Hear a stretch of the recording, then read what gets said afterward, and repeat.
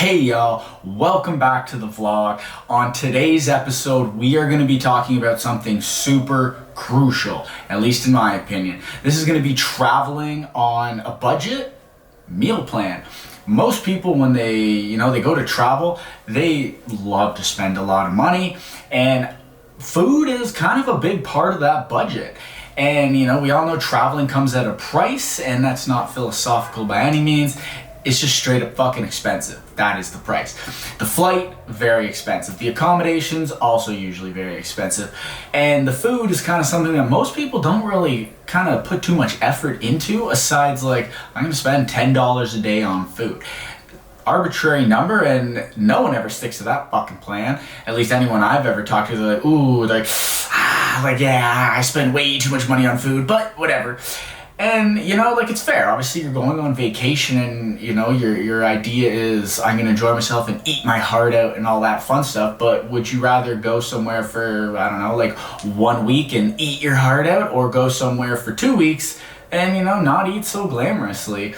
And myself, I always choose the latter, because I can worry about eating good fucking food when I'm back wherever the hell I am. And I'll just get you going on how I created my traveling on a budget meal plan with this video right here. This is the traveling on a budget meal prep. Now first you're gonna need your bread. Now this costs $1. One whole dollar for all this bread. Then you're gonna need to find the sauce. Don't know what kind of sauce, it's burger sauce. Apply as needed to each side of the bread.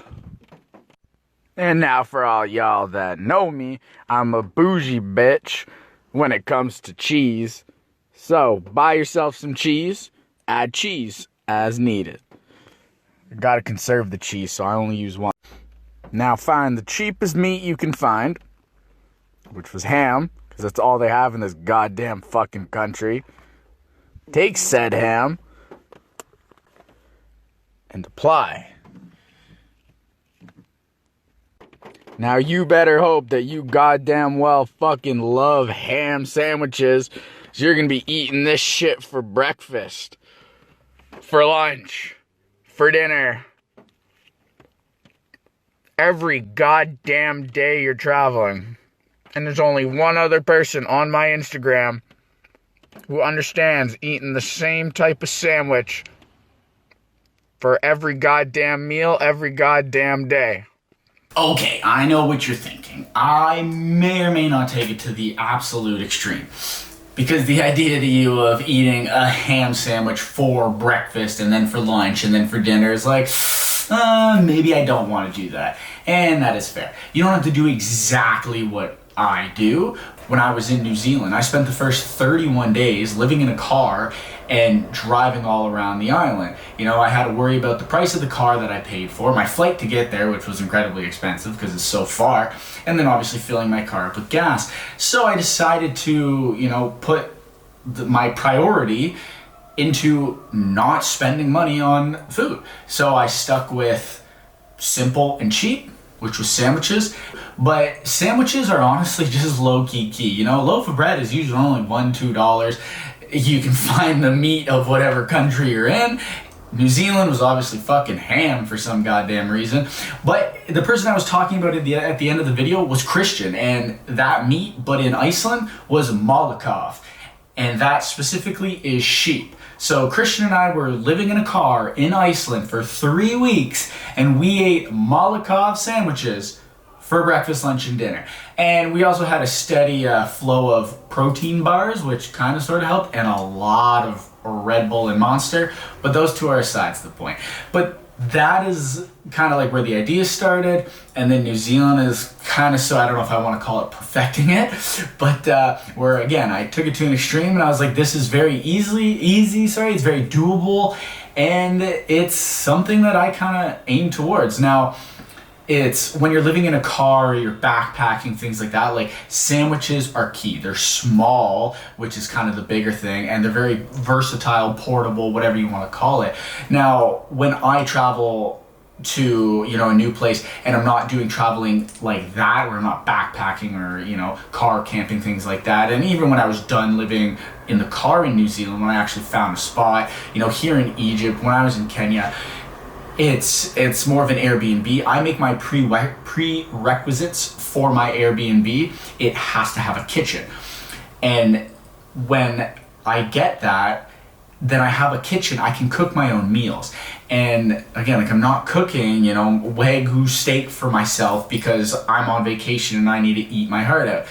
No, like, I focus on the simple things and the plentiful things. And the easiest way to go about that is pasta or rice. They're very big on carbs. They fill you up. They're super cheap. You know, a kilogram bag of pasta, even in North America, is like $1, $1.20.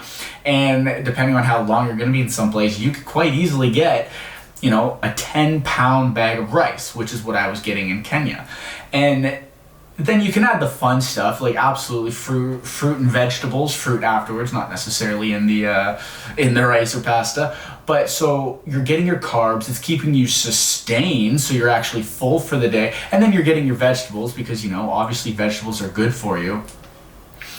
And then you're not spending a lot of money on food while you're on a trip. And I know, like, living in a hotel is hard, but specifically for me, it's like, I don't aim for hotels. My prerequisite of traveling is I'd rather pay a tad bit more for the Airbnb with a kitchen than a hotel, because it would subsequently save me that much more money on food costs. So I'm not going out to eat, I'm just making my own food.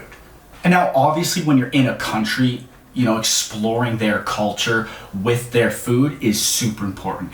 And I definitely do not recommend to eat, you know, whatever that food group that you may choose to constantly eat, literally every single day. You should absolutely go out and explore that country, city, culture, whatever their food type, and absolutely that eat your heart out. You know, while being here in Egypt, you know, I've had kofta, I've had mashi, I've had koshari, and it's been absolutely delectable and a complete culture change for the type of food that I'm used to.